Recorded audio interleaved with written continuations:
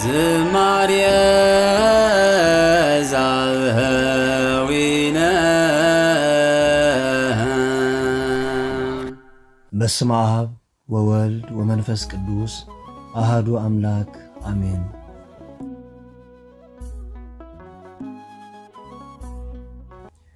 ነታ ሓደ በጊዕ ንምድሓን ዝተኸፍለ ረዚን ዋጋ ዘይጽወር ኮይኑ ንፍጡራን ሰማይ ዘፍዘዘ ንሙሉ ዓለም ዘስደመመ ነበረ። ኪነ ህያዋን ጉእዛኑን አናወፀ ዝወዳደሮ ካልእ ዝበለጸ መግለጽ ፍቕሪ ኣይተረኽበን እሞ ካብ ዘመን ናብ ዘመን ዓመት መጸ ሽዑ ከም ዝተፈጸመ ውዒ ዜና ብድምቀት ተዘኪሩ ይበዓል። ነዚ ኩሉ ነገረ ድሕነት ከም ዋይ ዜማ ኮይኑ ዘጀመረ ግና ዕለተ ሆሳዕና እዩ ነይሩ።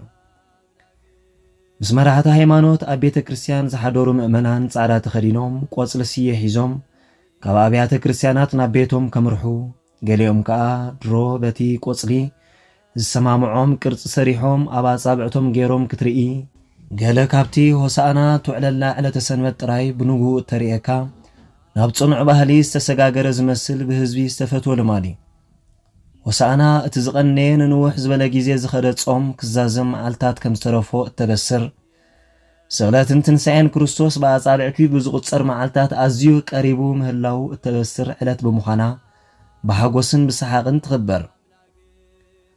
ናይ ፋሲካ በዓል ቀሪቡ ብምንባሩ ሰባት ናብ ኢየሩሳሌም እናመፁ ነታ ከተማ መሊኦማ ነበሩ። ኢየሱስ መራሕቲ ሃይማኖት ክሕዝዎ ከም ዝደልዩ ይፈልጥ እኳ እንተነበረ ምሳር ርድእቲ ኮይኑ ናብታ ከተማ ክኣቱ ቀሪቡ ነበረ። ኮይኑ ግን ንኣልዓዛር ካብ ሞት ከም ዘተንስኦ ከም ዜና ተወሪ ብምንባሩ ናብ ከተማ ኢየሩሳሌም ክኣቱ ከሎ ድሙቕ ኣቀባብላ ተገብረሉ። ኣብ ዕለተ ሆሳዕና ኢየሱስ ብክብሪ ናብ ኢየሩሳሌም ንዝኣተወሉ ግዜ ንዝክር። ነዛ ዕለት መዓልቲ ሓጎስ ክገብራ ዝኸኣለ እቲ እንኮን ሓፂርን መልሲ ኢየሱስ ክመውት ምዃኑ እናፈለጠ ናብ ዝሞተላ ከተማ ይኣቱ ምንባር እዩ። ሎሚ ንሕና እውን ኣብዛ ዕለት ኣብ ልዕሊ ኢየሱስ እንታይ ከም ዝተፈጸመ ንፈልጥ ኢና።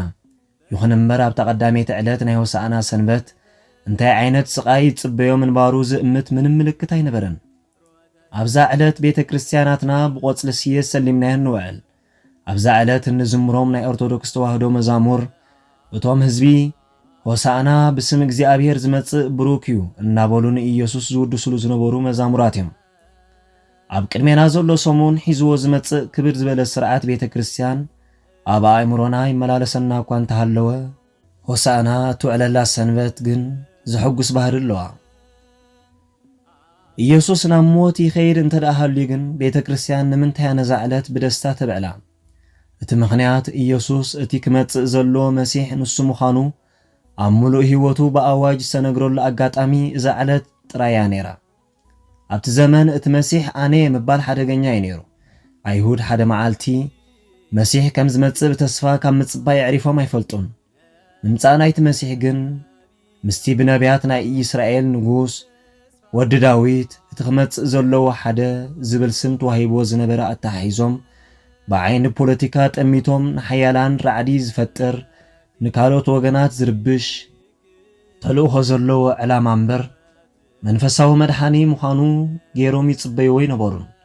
ካልእ ትረፍ ናይ ኢየሱስ ደቂ መዛሙርት እኳ ጎይቶኦም መከራ ክቕበልን ክመውትን ምምጽኡ ገና ይተረድኡን ነበሩ።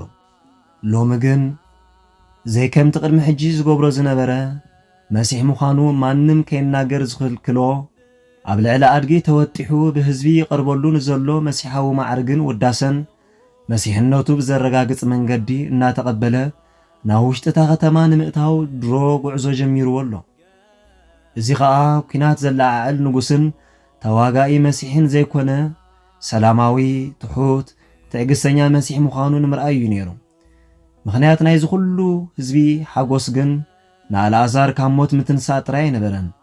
ኣብ ታሪኽ እስራኤል ብኣሽሓት ንዝቝጸሩ ካብ ሕማምን ደዌን ካብ ዘውድቕ ሕማም ካብ ማእሰርቲ ኣጋንንቲ ካብ ዑረትን ምጽማምን ዝፈወሰ ኢየሱስ በይኑ ብምንባሩ እውን ምኽንያት ሓጎሶም እዩ ነይሩ። እዚ ተግባር ኣቐዲሞም ዝነበሩ ነቢያት ብንኡስ መጠን ሓደ ሓደ ተኣምራት ይገብሩ እኳ እንተነበሩ ምስ ናይ ኢየሱስ ዝወዳደር ግን ኣይኮነን።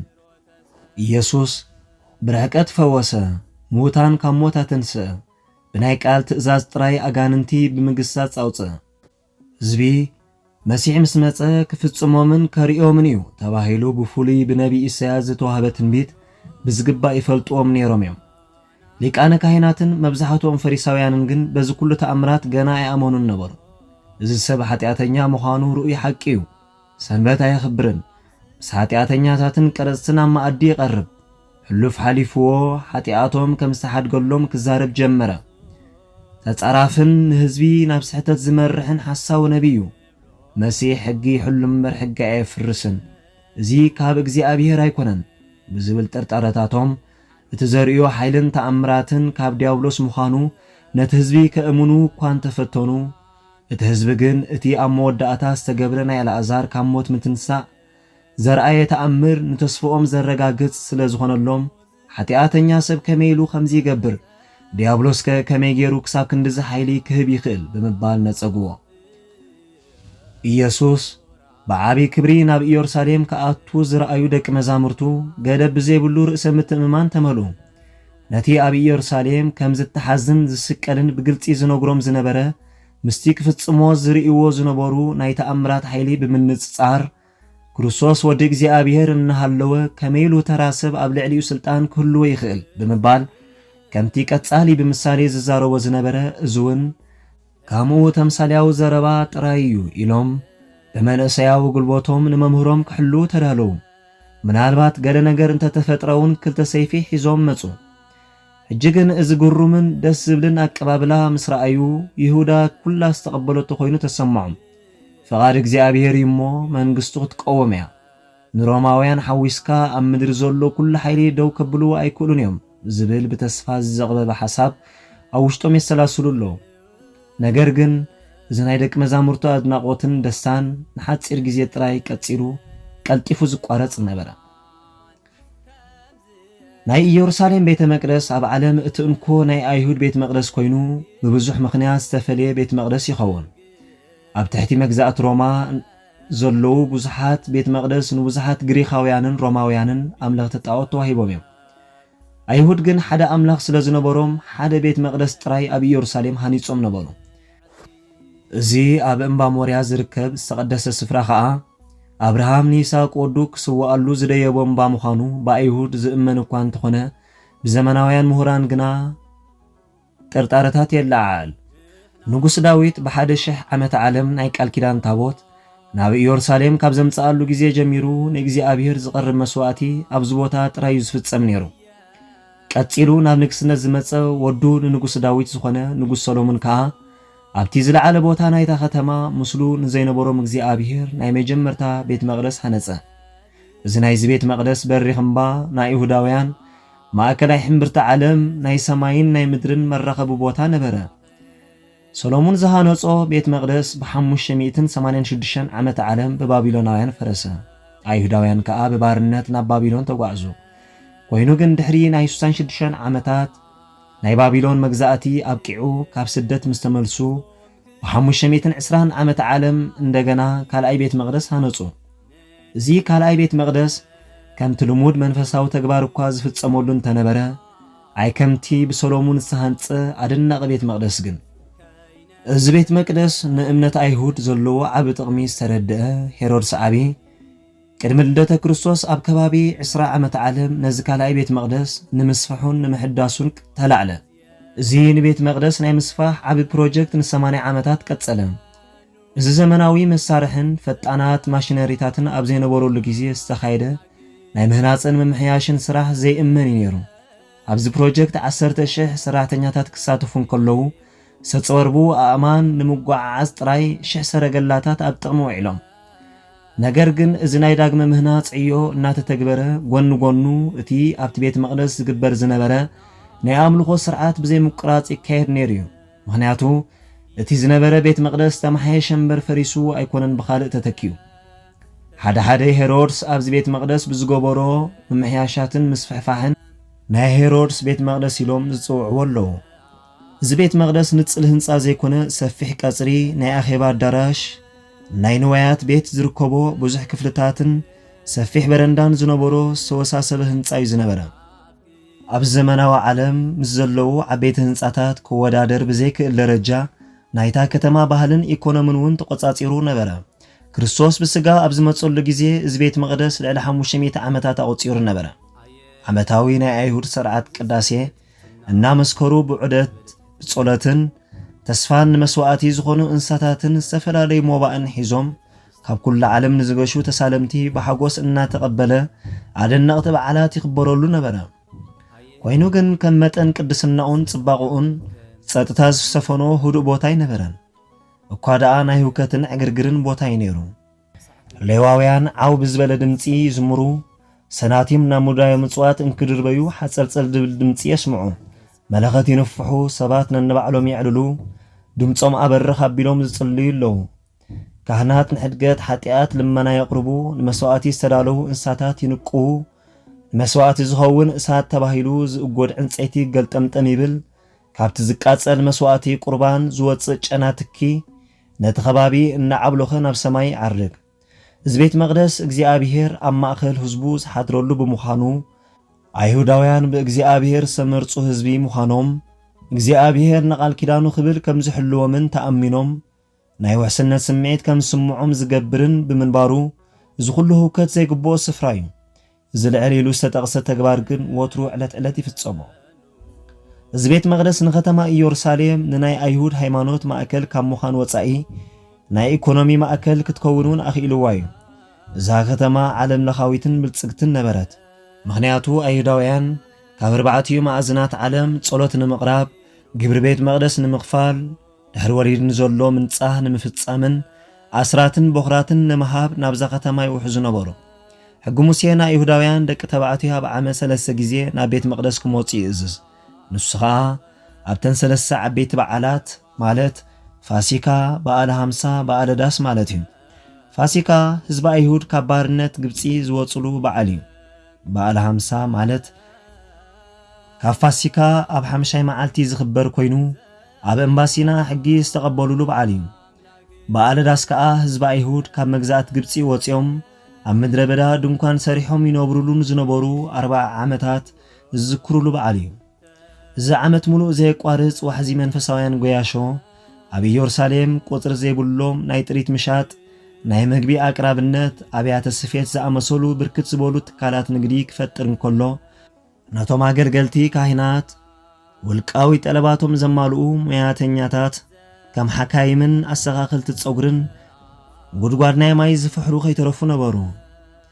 እምበር ኢየሱስ ካብ ዝፈጸሞም ንጸላእቱ ዘቐየሙ ዓበይቲ ተግባራት ሓደ ንነጋድያንን ገንዘብ ለወጥትን ቀረፅትን ካብ ቀጽሪ ናይዚ ቤት መቕደስ ዘባረረሉ መንገዲ እዩ። እዚ ከዓ ነዊሕ ከይጸንሐ ንኽትሓዝን ክስቀልን ዓብዪ ኣስተዋጽኦ ገበረ። ኢየሱስ ኣብ ቤት መቕደስ ፈጸሞ ተግባር ክብሪ ቤት መቕደስ ዘዋረደ ዝመስሎምን ምቾት ዘይስምዖምን ሓደ ክርስቲያናት ኣለዉ። ነጋዶ ንመስዋዕቲ ዝኾኑ እንስሳታት ኣብቲ ናይቲ ቤት መቕደስ እምባ ዝነግዱሉ ዝነበሩ ምኽንያት ካብ ርሑቕ ንዝመፁ ኣምለኽቲ ክጥዕም ተባሂሉ ጥራይ ዘይኮነ እቶም እንስሳታት ንመስዋዕቲ ብቑዓት ምዃኖምን ዘይምዃኖምን ብካህናት ክረጋገፁ እውን እዩ ነይሩ። እዚ ናይ እንስሳታት ምሻጥን ምልውዋጥን ብናይ ሄሮድስ ኣፍልጦን መሓውራትን እዩ ዝካየድ ነይሩ። እዚ ከዓ ሊቃነ ካህናት ነዚ ናይ ንግዲ ቦታ ኣደባባይ ኣሕዛብ ክኸውን ምፍቃዶም ንኢየሱስ ኣይተዋሕጠሉን። ብዘይብኡ ከዓ ናይ እግዚኣብሔር ሕጊ ዘይኮነ ብሰባት ዝመፀ ብምንባሩ ኢየሱስ ነቲ ናይ ቤት መቕደስ ንግድን ጥፍኣት ሊቃነ ካህናትን እዩ ተቃዊሙ። እቶም ሊቃነ ካህናት ዝለዓለ ብፅሒት ስለ ዝነበሮም ቀንዲ ተሳተፍቲ ናይቲ ንግዲ ነይሮም ጥራይ ዘይኮነ መን ክነግድ ከም ዘለዎም መሪፆም ናይ ምውሳን ስልጣን ዝነበሮም እውን ንሶም እዮም። ሓደ ወገናት እዚ ኣብ እምባ ናይቲ ቤት መቕደስ ኮንካ ንመስዋዕቲ ዝኾኑ እንስሳታት ናይ ምሻጥ ተግባር ብቀያፋ ከም ዝተጀመረ ዝገልጹ እውን ኣለዉ። በቲ ሓደ ወገን ከዓ እዚ ቤት መቕደስ ንሸርፊ ናይ ገንዘብ ጽቡቕ ዕድል ፈጢሩ ነበረ። ናይ ሄሮድስ ነገሥታት ነናይ ባዕሎም ሰናቲም ይሓትሙ ነበሩ። ንጲላጦስ ወሲካ ናይ ሮም ገዛእትን ሽማምንትን ከይተረፉ ናይ ባዕሎም ሰናቲም ስለ ዝነበሮም ኣይሁዳውያን ዝተፈላለዩ ክብረ በዓላት ካብ ዝተፈላለዩ ሮማዊ ግዛኣት ናብ ኢየሩሳሌም ኣብ ዝመፁሉ ግዜ ሒዞሞ ዝመፁ ዝነበሩ ሰናቲም ናይ ዝተፈላለዩ ግዛኣታት ሰናቲም እዩ ነይሩ። እቶም ገንዘብ ምልዋጥን ምሽራፍን ዝስርሖም ነዚ ሰናቲም ናብቲ ኣብ ኢየሩሳሌም ተቐባልነት ዘለዎ ገንዘብ ንምሽራፍ ካብ 4 ክሳብ 8 ሚእታዊት ብፅሒቶም እናቆረፁ ኣብቲ ማእኸል ከተማን ኣፍ ደገ ቤት መቕደስን ይቕመጡ ነበሩ። ነዚ ተግባር ኣብ ዓበይቲ በዓላት ነቲ ብብዝሒ ዝመጽእ ህዝቢ ንምትእንጋድ ዓብዪ ጠረጴዛ ዘርጊሖም ይፍጽሞ ነበሩ። ናይ ሽዑ ሰናቲም ብክብደቶምን ሓጺናዊ ንጽህናኦምን ዝተፈላለዩ ብምዃኖም ዝተፈላለዩ ዋጋን ትምንን ነበሮም። ንምንታይ እዩ ግን ኢየሱስ በዞም ሸየጥቲ እንስሳታትን መሽረፍቲ ገንዘብን ዝወሃብ ኣገልግሎት ነቲ ቤት መቕደስ ኣገዳሲ እናሃለወ ተቃዊምዎም? ገለ ካብቲ ብዙሕ ምኽንያት መሽረፍትን ለወጥትን ገንዘብ ካልኣይ ሚዛን ተጠቂሞም ነቶም ሃይማኖተኛታት ኣጋይሽ የታልሉ ነበሩ። እንተዘየታልሉ እኳ እዚ ናይ ንግዲ ጉዳይ ኣብ ክንዲ ነቲ ቤት መቕደስ ናብ መሸጥን መግዝእን ቦታ ቀይርካ ክብሩ ምትሓት ካብቲ ቤት መቕደስ ወሪድካ ኣብ ታሕተዋይ ክፋል ናይታ ከተማ ክካየድ ይኽእል ነይሩ እዩ። ኢየሱስ ናይቶም መሽረፍቲ ገንዘብ ጠረጴዛ ገልቢጡ ናይ እንስሳታትን ኣዕዋፍን ነገርቲ እንከባርር ሁከትን ዕግርግርን ምትንስኡ ዘይተርፍ ምዃኑ ርዱእ ነበረ። እንስሳታት ብፍርሒ ክበታተኑ፣ ሰናቲም በባእንፈቶም እናቃጨሉ ክንከራረውን፣ ሰባት ከዓ ስዒቦሞም ክጎዩ ይረአዩ። ኢየሱስ ነዚ ነቶም ህዝቢ ዘይርድኦም ዝነበረ ተግባሩ ክፍጽም እንከሎ ካብ ቅዱስ ጽሑፍ ቤተይ ቤት ጸሎትያ ንስኻትኩም ግን በዓት ሸፋቱን ጓሓላሉን ገበርክምዋ ዝብል ጥቕሲ እንዳጠቐሰ እዩ ዝፍጽሞ ነይሩ። ሽፍታ ዝብል ቃል ዘራፊ ዝብል ትርጉም የስምዕ። እዚ ኸዓ ንተራ ሌብነት ዘይኮነ ንሃብቲ ካልኦት ብጉልበት ምዝራፍ ዘመልክት እዩ። ሊቃነ ካህናት ናይቶም ታሕተወት ካህናት ብጽሒት ብግዲ ዝርፍዎም ብምንባሮም ኢየሱስ ነዚ ከረድእ ስለ ዝደለየ ይመስል። ኣብቲ ግዜ ዝተጻሕፉ ጽሑፋት እውን ንሊቃነ ካህናት ዘረፍቲ ኢሎም ይገልጽዎም። ኢየሱስ ኣቐዲሙ ናብ ቤት መቕደስ ይመላለስ ነይሩ እዩ። እሞ ንምንታይ ደኣ ነዚ ተግባር ኣቐዲሙ ኣብ ክንዲ ምፍጻም ሕጂ ይፍጽሞ ኣሎ ንዝብል ሕቶ ናይ ስቕለቱ መዓልታት እናተቐራረበ ይመጽእ ብምንባሩ በዚ ናይ ስቕለቱ መንገዲ ኸዓ እቲ ዝነበረ ስርዓት ኣምልኾ ደቂ ሰብ ንእግዚኣብሔር ብመንፈስን ብሓቅን ናብ ዘምልኹሉ ሙሉእ ብምሉእ ክልወጥ ነበሮ። ምስተውዓል ኣእምሮ ናይ ዘይብሎም እንስሳታት ደም ተሪፉ ባዕሉ ኢየሱስ ናይ መስዋዕቲ በጊዕ ዝኾነሉ ግዜ ይቐርብ ነበረ። እታ በዚ ሓድሽ ስርዓት እትቀውም ቤተ ክርስቲያን ንኣይሁድ ክትረአዮም ኣይካለትን ጥራይ ደይኮነ እቲ ቤት መቕደስ ናይታ ከተማ ሃይማኖት ሓዊስካ ናይ ኢኮኖምን ፖለቲካን ማእከል ብምንባሩ ብቀጥታ ይኹን ብተዘዋዋሪ ህይወቶም ኣብኡ ይምርኮስ ስለ ዝነበረ ዝያዳ ኣሻቐሎም። ኣብቲ ግዜ ዝነበሩ ሊቃነ ካህናትን መራሕቲ ኣይሁድን ብብልሽውና ዝተጨማለቑ ብምንባሮም ልዕለቲ ብፍርሃት እግዚኣብሔር ኣብ መቕደስ ከይበኩር ዘሰክፍ ስርዓት ኣምልኾ ናይ ግሎም ኣታዊታትን ዕዳጋን ግብሪ ስልጣኖምን ከይትንከፍ ኣስጊዎም ነይሩ። ብዘይናቶም ፍቓድ ነገርትን መሽረፍትን ገንዘብ ኣብቲ ከባቢ ቤት መቕደስ ክሰርሑ ይፍቀዶም ኣይነበረን። ስለዚ ምናልባት በዚ ናይ ኢየሱስ ግብሪ ዝተሰማምዑ እቶም ታራ ካህናት ክኾኑ ይኽእሉ። መራሕቲ ኣይሁድ እዚ ክትገብር ስልጣን ከም ዘለካ ታይ ምልክት ተርእየና ክብሉ ነቲ ኣብቲ ቤት መቕደስ ዝገብሮ ዝነበረ ተግባር ሕቶ ኣቕረብሉ። መልሲ ኢየሱስ ነዚ ቤት መቕደስ ኣፍርስዎ ኣነ ካብ 3 መዓልቲ ክሃንጽየ ዝብል ነበረ። እዚ ቃል ኢየሱስ ዋላ እኳ ብምስጢር ተዛረቦ እሞ ዓሚቕ ትርጉም ዘለዎ እንተኾነ ንኣይሁድ ግን በቲ ሓደ እቲ እግዚኣብሔር ዝርከበሉ ትክክለኛ ቦታ ኢሎም ይኣምኑ ብምንባሮም በቲ ሓደ ከዓ እቲ ቀንዲ ምንጪ ኣታዊኦም ብምንባሩ ቤት መቕደስ ክፈርስ ማለት እስራኤል ክትፈርስ ካብ ዝብል ቃል ዝፍለይ ነበረን። በዚ ቃል ምስ ተቐዲሙ ንኣልዓዛር ዘተንሶ ኣታሒስካ ብመንገዲ ሓደ ካብ ሃዋርያቱ ኣትሒስካ ኣብ ቅድሚ ፍርዲ ኣቕሪብካ ኣብ ክንድኡ ንበርባን ከም ዝፍታሕ ብምግባር ንዕኡ ንሞት ብምፍራድ ኣብ መስቀል ሰቒልካ ንምቕታል ህዝቢ ሰልፊ ወፂኡ ከጋንን ብውሽጣ ውሽጢ ንህዝቢ ዝግበር ዝነበረ ምስባኽ ክካየድ ግዜ ዘይወስድ ምዃኑ ርዱ እዩ። ሕጂ ግን እቶም ሓያላን ሰብ ግርማ ሞገስ መራሕቲ ኣይሁድ ገፊሕ ልብሶም ለቢሶም ሃይማኖታዊን ፖለቲካውን ስልጣኖም ዘጉልህ ብኣገልገልትን ሓለውትን ተዓጅቦም ንኢየሱስ ብምኽባብ ብሕቶ የፋጥጡሉ ኣለዉ። እዚ ቤት መቕደስ ህልውና እግዚኣብሔር ኣብ ምድሪ ዝግለጸሉ ቦታ ገይሮም ይቖጽርዎ ነበሩ። ሕጂ ግን ባዕሉ እግዚኣብሔር ሥጋ ለቢሱ ኣብ ምድሪ እናተመላለሰ ይምህርን ይፍውስን ምስ ፍጡራቱ ሓቢሩ ይነብርን ብምህላው ናይቲ መቕደስ ህንፃ ክሳብ ክንዱ ኣገዳስነት ኣይነበሮን። በቲ መቕደስ ክረኽብዎ ጽበይዎ ዝነበሩ ግልጸት እግዚኣብሔር ኣብ ውሽጢ መንነት ኢየሱስ ክርስቶስ ብኣካል ምስኦም ነበረ። ቅድሚ ልደተ ክርስቶስ ብሄሮድስ ዓብይ ዝተጀመረ ናይ ዝካልኣይ ቤት መቕደስ ህዳሰ 80 ዓመታት ወሲዱ ነበረ። እቲ ዝገርም ምህዳስን ምስፋሕን ዝብል ፕሮጀክት ናይ ቤት መቕደስ ምስ ተፈጸመ ድሕሪ ቁሩብ ዓመታት ማለት ብ70 ዓመተ ምህረት ባዕሎም ሮማውያን ኣብረስዎ። ልዕሊ ኩሉ ዝገርም ከዓ ዝካልኣይ መቕደስ ፈረሰሉ ግዜ ምስቲ ቅድሚ ብዙሕ ዓመታት ናይ ሶሎሞን መቕደስ ፈረሰሉ ግዜ ተመሳሳሊ ምዃኑ እዩ።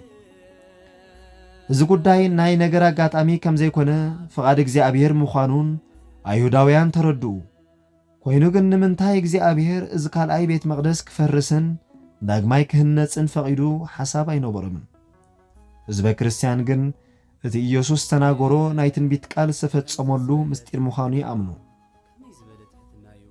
ደጊም ንእግዚኣብሔር ዝቐርብ መስዋዕቲ ነዚ መቕደስ ኣማእኪሉ ዝፍጽም ናይ እንስሳታት ደም ዘይኮነ ሊቀ ካህናት ኮይኑ ምእንቲ ድሕነት ኩሉ ዓለም ዘፍሰሶ ደሙ ደም ክርስቶስ ወዲ ሕያው እግዚኣብሔር ስለ ዝኾነ ሓንሳብን ሓዋሩን ሊቀ ካህናት ኮይኑ ደም እንስሳታት ከም መስዋዕቲ ዘቕርብ ሊቀ ካህናት ኣየድልን እዩ። ድሕሪ ደጊም ዝኣረገ ናይ ሕጊ ኪዳን ብሓድሽ ናይ መንፈስ ኪዳን ተተኪኡ ሊቃነ ካህናት ከፍርስዎ ዝሃቀኑ መቕደስ ማለት ስጋ ኢየሱስ ክርስቶስ ከም ቃሉ ብሳልሳይ መዓልቲ ብብትንሳእ ምእመናን ምስ ኣቦኦምን ኣምላኾምን እግዚኣብሔር ብመንፈሳዊ ቋንቋ ዝዘራረብሉ መቕደስ ኮነ። ምኽንያቱ ናይ እግዚኣብሔር ክብሪን መግለጽን ዝኾነ ወልድ ፍጹም ሰብን ፍጹም ኣምላኽን ኮይኑ ኣብ ምድሪ ተመላሊሱ እሞ ንክርስቶስ ብማየ ጥምቀትን ብቅዱስ ቁርባንን ዝተቐበሎ ነፍሲ ወከፍ ኣማኒ ክርስቲያን ዘስተንፍስ ዝንቀሳቐስን ዝዛረብን ሕያው ቤት መቕደስ እግዚኣብሔር ኮነ። እዚ ኩሉ ንኽፍጸም ሊቃነ ካህናትን መራሕቲ ኣይሁድን ኣብ ልዕሊ ስጋኡ ዝፍጽምዎ ብዝግባእ ዝተረደ ኢየሱስ ከም ዝክብል መለሰሎም፣ እዚ ቤት መቕደስ ኣፍርስዎ፣ ኣነ ኸዓ ኣብ ሳልሲ ካሃንጾ እየ።